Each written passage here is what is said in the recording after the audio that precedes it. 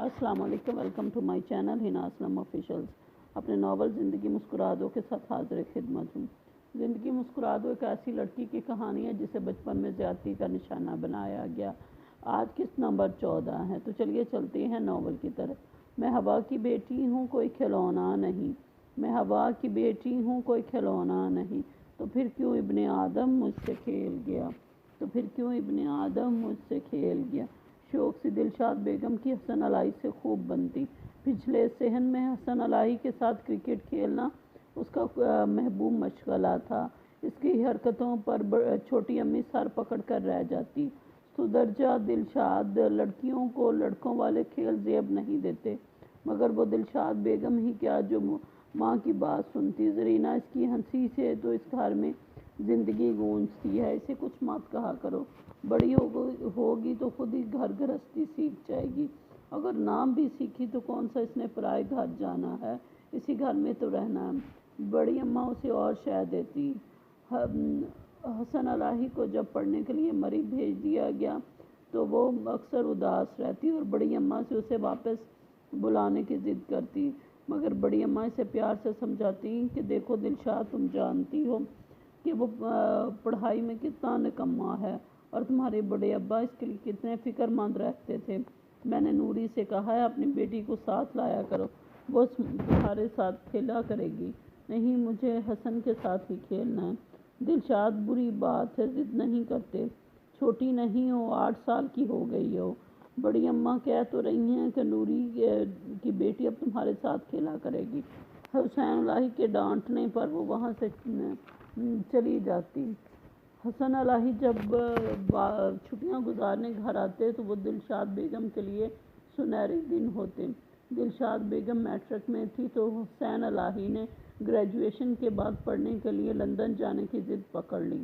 ठीक है, दिलशाद से निकाह करके जाओ। वो जो बड़े अब्बा के कमरे में इनके लिए पानी लेकर आ रही थी, दरवाजे पर ही रुक कर शर्म से सुर्ख हुई। हाथ में पकड़ा गिलास कांपा।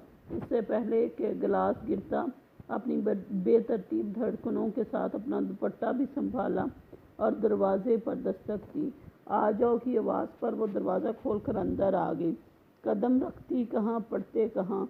बड़े अब्बा के सामने खड़े हुसैन अलाही से टकराते टकराते बच्ची, कभी देख कर न चलना। हुसैन अलाही की आवाज़ में गुस्से की झलक वाज़िया थी। इसने कांपते हुए हाथों से बड़े अब्बा की तरफ गिलास बढ़ाया और तेज़ कदमों से वापस पलट आई। दीवार से लगी बेतरतीब धड़कनों को संभालने के लिए वो लंबी लंबी सांसें ले रही थी। ओहो, ऐसी क्या अनहोनी हुई कि मैडम दिलशाद शर्म से सुर्ख पड़ रही हैं। इसकी रग रग से वाकिफ हसन अलाही की शौक सी आवाज़ इसके करीब उभरी। हसन, बड़े अब्बा, उनको इससे आगे वो कुछ बोल ही नहीं पाई थी। लाज और मोहब्बत के मिले जुले रंगों ने चेहरे को गुलनार कर दिया। दिल, प्लीज़ कभी तो पूरी बात कर लिया करो। अधूरी बातें तुम्हें क्या मज़ा देती हैं। कहीं बड़े अब्बा ने तुम्हारे उनको अपने जूते का नंबर तो नहीं दिखा दिया। एक्टिंग करते हुए मासूमियत से पूछा गया। तुम तो ना सारी बात का ही सत्यानाश कर देते हो। जो मैं तुम्हें नहीं बता रही। वो इसके कंधों पर मुक्का रसीद करते हुए मुस्लिम गुस्से से इसे घूरती हुए आगे बढ़ने लगी, मगर हसन अलाही ने इसे बाजू से पकड़ लिया। एक तो तुम्हारा गुस्सा तुम्हारी इस छोटी सी नाक पर धरा रहता है। मैं मजाक कर रहा था। अच्छा बाबा, सॉरी। दिलशाद को अपने सामने करते हुए कानों को हाथ लगाए। वो जो पहले ही बताने के लिए बेताब थी, मज़ीद ज़ब्त का याराना ना रहा। हसन, बड़े अब्बा मुझे हमेशा के लिए हुसैन अलाही का बना रहे हैं। देखो हसन, मैं ना कहती थी कि साईं बाबा के दरबार पर जाकर खुदा से कुछ मांगे तो खुदा वो देता है जिसकी हमें ख्वाहिश होती है। मन्नत का धागा बांधा था मैंने, मेरी मुराद बार आई है। हाथ की उंगलियां एक दूसरे की उंगलियों में फंसाते हुए वो जैसे इस बंदर को हमेशा के लिए बांध रही थी। बोलती हुई दिलशाद बेगम की गहरी मुस्कुराती आंखों में कौसे खुदा के सारे रंग बिखरे।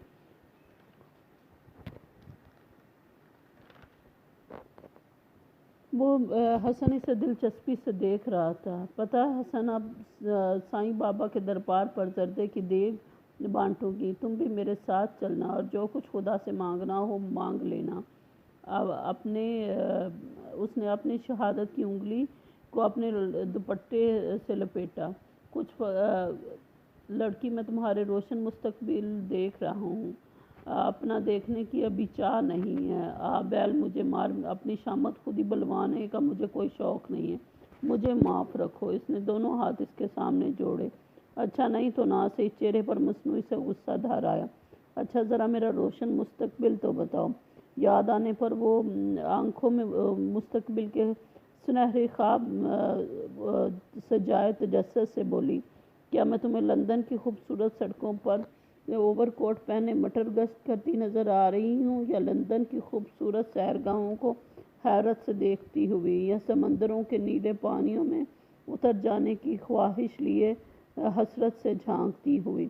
بولتے ہوئے لہجے کا تجسس اور بڑھا۔ حسن الہی نے نفی میں سر ہلایا تو پھر وہ جھنجھلائی۔ مجھے لگ رہا ہے کہ